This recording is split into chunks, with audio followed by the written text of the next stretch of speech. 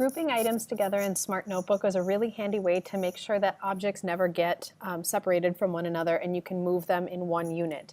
So it can be text, it can be shapes, it can be really anything can be grouped together. You can have 2 items, you can have several items, but basically the process is the same.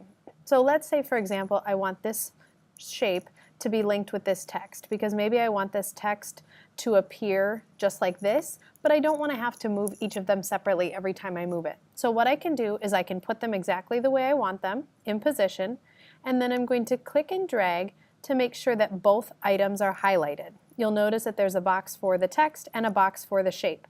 Then you can click on the drop down for either item, it doesn't matter, and you're going to want to choose Group and then Group again.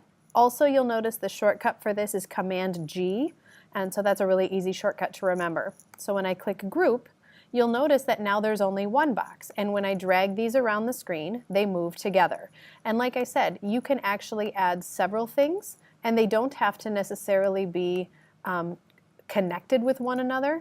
I could actually, maybe I want all of these objects connected and I want them to stay exactly where they are in position.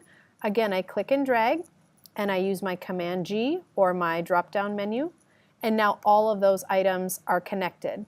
To ungroup the items, you simply click on them to make sure the box shows up, and then you're going to use your drop-down, go to Group, and you're going to ungroup. Now you'll notice that these 2 items are still grouped together because they were grouped in a separate step. So if I wanted to ungroup those again, then I would simply go to Group and ungroup. And now everything is an individual item on the screen.